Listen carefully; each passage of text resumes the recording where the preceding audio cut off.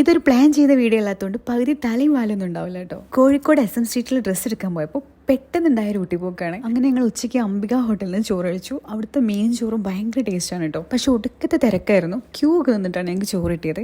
അത് കഴിഞ്ഞ് ഞങ്ങൾ നേരെ വിട്ടത് ഊട്ടിക്കായിരുന്നു. പിന്നെ വേറൊരു കാര്യമുള്ളത്, ഇവിടുത്തെ ബീഫ് ഉണ്ടല്ലോ ഭയങ്കര ടേസ്റ്റ് ആയിരുന്നു കേട്ടോ, പറഞ്ഞറിയിക്കാൻ വയ്യ. കോഴിക്കോടുള്ള എൻ്റെ 2-3 ഫുഡ് ബ്ലോഗേഴ്സ് പറഞ്ഞിട്ടാണ് ഞാൻ ഇവിടെ കയറിയത്. പിന്നെ ചോറ് കഴിച്ച് കഴിഞ്ഞിട്ട് ലാസ്റ്റ് ആ പാൽപ്പായസം കൂടി ആകുമ്പോഴേക്ക് മനസ്സിനറിയും. അത് നല്ല കുറുകിയ പാൽപ്പായസം, അതാണ് എടുത്തു പറയേണ്ടത്. അങ്ങനെ ചോറ് കഴിച്ചിട്ട് ഞങ്ങൾ നേരെ നിലമ്പൂർ വഴിയാണ് ഊട്ടിക്ക് പോകേണ്ടത്. പിന്നെയുള്ള വീഡിയോ ഒന്നും എനിക്ക് കിട്ടിയില്ല കേട്ടോ. ഞാനത് ശരിക്കും പോസ്റ്റ് ചെയ്യണം വെച്ചെടുത്തതല്ല.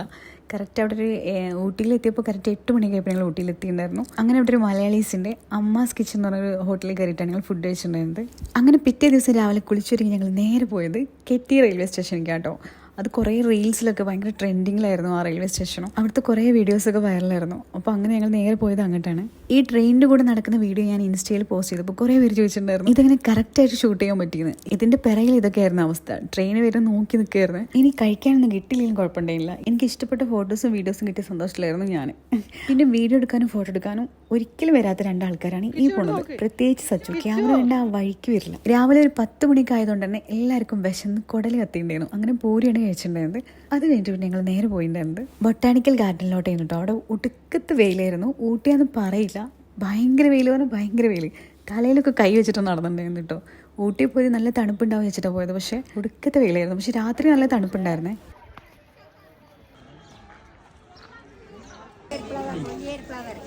പിന്നെ അവിടെയൊക്കെ ഒന്ന് ചുറ്റിക്കറങ്ങി ഞങ്ങൾ നേരെ വിട്ടു. ഭയങ്കര വെയിലായിരുന്നു, നിൽക്കാൻ പോലും പറ്റുന്നുണ്ടായില്ല. അതുകൊണ്ട് പിന്നെ അവിടുന്ന് പെട്ടെന്ന് പോരുക ചെയ്തിട്ടുണ്ടായിരുന്നു. പിന്നെ നേരെ പോയത് സൂയിസൈഡ് പോയിന്റിലോട്ടായിരുന്നു കേട്ടോ. പോണ വഴിക്ക് ഈ നട റോട്ടിൽ നിന്നിട്ട് ഞങ്ങൾ കുറേ ഫോട്ടോസും വീഡിയോസൊക്കെ എടുത്തിട്ടുണ്ടായിരുന്നു കേട്ടോ.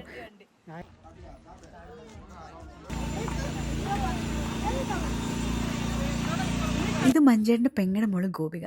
ആൾ ഡോക്ടറാണ് കേട്ടോ. എൻ്റെ ചില വീഡിയോസിലൊക്കെ ഇവളെ കാണാറുണ്ടാവും. കഴിഞ്ഞ വർഷം ഞങ്ങൾ ഊട്ടിയിൽ വന്ന സമയത്ത് ഈ സൂയിസൈഡ് പോയിന്റിലൊക്കെ നിൽക്കാൻ പറ്റുന്നുണ്ടായിരുന്നില്ല, അത്രയും തണുപ്പായിരുന്നു. പക്ഷെ ഇപ്പോൾ തലയിലൊക്കെ തട്ടിട്ടിട്ടാണ് ആൾക്കാർ നിൽക്കുന്നത്. അത്രയും വെയിലായിരുന്നു, നല്ല ചൂടും. നിങ്ങൾ ഈ ബ്രെഡ് കണ്ടോ, എന്തോരം വലിപ്പം നോക്കിയേ. ഞാൻ ആദ്യമായിട്ടാട്ടോ അത്ര വലിയ ബ്രെഡ് കാണുന്നത്. ഇത് സച്ചുനും കിച്ചുനും എന്തൊക്കെയോ ജ്യൂസൊക്കെ വേണമെന്ന് പറഞ്ഞിട്ട് മഞ്ചേട്ടൻ അതൊക്കെ വാങ്ങിക്കൊടുക്കായിരുന്നു കേട്ടോ. ഞാനും ഗോപിക്ക് നേരെ ഉപ്പിലിട്ടത് വാങ്ങിക്കാൻ വേണ്ടിയിട്ട് വന്നു. മാങ്ങ ഉപ്പിലിട്ടതും പിന്നെ ഈ കടല, എനിക്കിത് ഭയങ്കരമായിട്ട് ഇഷ്ടമായിട്ടോ.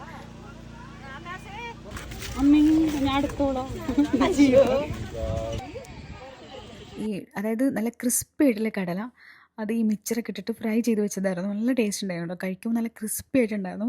കഴിക്കാൻ ഭയങ്കര ടേസ്റ്റ്. അവിടെ പിന്നെ ഞങ്ങൾ അധികം നേരം നിന്നുണ്ടായിരുന്നില്ല കേട്ടോ. പിന്നെ അങ്ങനെ നേരെ തിരിച്ചു. പോരുന്ന വഴിയിൽ ഈ അടിപൊളി സ്ഥലം കണ്ടിട്ട് ഇവിടെ നിർത്തി ഞങ്ങൾ കുറച്ച് ഫോട്ടോസൊക്കെ എടുത്തിട്ടുണ്ടായിരുന്നേ. ഇത് ഞാൻ കുറേ റീൽസിൽ കണ്ടിട്ടുണ്ട്. ഊട്ടിയിൽ ഇപ്പോൾ ട്രെൻഡിങ് ആണ്. അതായത് ചുറ്റും നല്ല മഞ്ഞ പൂക്കളൊക്കെയാണ്. സൈഡിലൂടെ നിറയെ മഞ്ഞപ്പൂക്കളുണ്ട്, നല്ല ഭംഗിയായിരുന്നു. പിന്നെ ഊട്ടിയിൽ വന്ന യൂക്കാലിപ്സ് മരങ്ങളുടെ സൈഡിൽ നിന്ന് ഫോട്ടോ എടുക്കണം നിർബന്ധമാണല്ലോ. അങ്ങനെ പിന്നെ നേരെ ഞങ്ങൾ അങ്ങോട്ട് വിട്ടു. ഇവിടെ വെള്ളക്കുതിരയെ കണ്ട സന്തോഷത്തിലാണ് ഗോപി. ഉച്ചയ്ക്കത്തെ ഭക്ഷണം എല്ലാവർക്കും മലയാളി ഹോട്ടലിൽ തന്നെ വേണമെന്ന് പറഞ്ഞിട്ട് മലയാളി ഹോട്ടലിൽ തപ്പി ഞങ്ങൾ ഫുഡ് കഴിക്കാൻ പറ്റാതെ വിശന്ന് വലഞ്ഞിരിക്കുന്നു.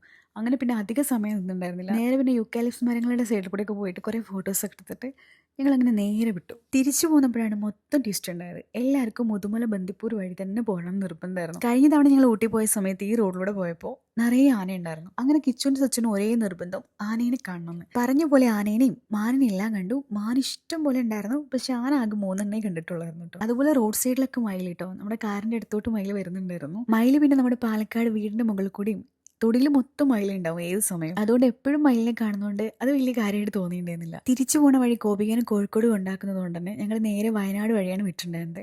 വയനാട് വഴി പോയിട്ട് അങ്ങനെ ഗോപികനെ കൊണ്ടാക്കാന്നുള്ള പ്ലാനിലായിരുന്നു. വയനാട് എത്തിയപ്പോൾ ഞങ്ങൾ നേരെ ഓലനിൽ കയറി അവിടെ നിന്നാണ് ഫുഡ് കഴിച്ചിട്ടുണ്ടായിരുന്നത്.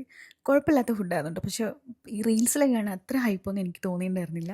പക്ഷെ അവിടുത്തെ കിഴിപ്പൊറാട്ട അടിപൊളിയായിരുന്നു കേട്ടോ, നല്ല ടേസ്റ്റ് ഉണ്ടായിരുന്നു. പിന്നെ അവിടെ എടുത്തു പറയേണ്ട ഒരു കാര്യമുണ്ട്, നല്ല വൈബായിരുന്നു കേട്ടോ. ഞങ്ങൾ അവിടുന്ന് ഓർഡർ ചെയ്തിട്ടുണ്ടായിരുന്നത് കുഞ്ഞിപ്പത്തലും ബീഫും അതുപോലെ ബിരിയാണിയും കിഴിപ്പൊറാട്ടയും പിന്നെ പുട്ടും മീനും ഒക്കെ ആയിരുന്നു.